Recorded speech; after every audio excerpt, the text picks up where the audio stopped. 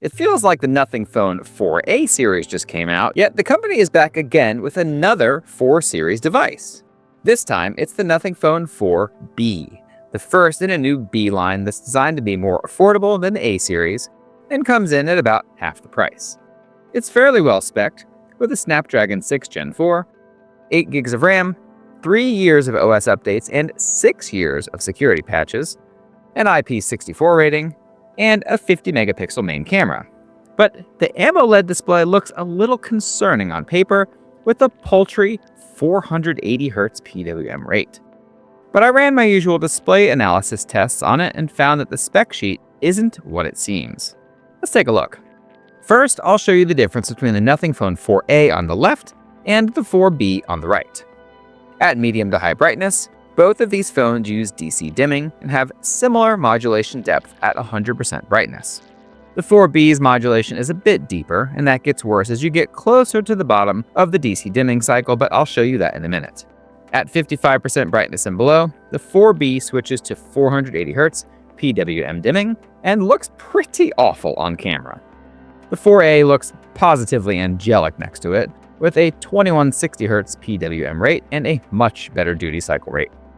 Now, let's look at the 4B on its own, just so you get an idea of what the full brightness range looks like. There's no obvious visual pop to the naked eye as you pass under the 55% brightness threshold, despite what the abrupt change in dimming might seem like when capturing this with a 1/6400th shutter speed camera. I've put together a new chart that shows brightness and dimming methods side by side, which should help illustrate the different segments throughout the dimming cycle. At 100% brightness, the 22% modulation rate is about 8% higher than the Nothing Phone 4A, and that increases to 72% modulation at 56% brightness. This DC dimming cycle is performed at the 120Hz screen refresh rate, and the nit output is rather comfortable at a real peak of under 800 nits. I'm going to largely ignore the PWM segment because 480Hz is awful, and I think it's ridiculous that any phone still uses it in 2026, so let's just move on to the more interesting graph, shall we?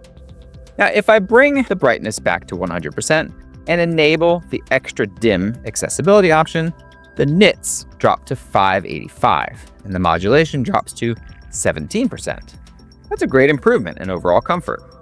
Dropping the system brightness down to 56%, which is the floor of the DC dimming cycle on this phone, if you remember, takes the modulation down from 72% to 63%.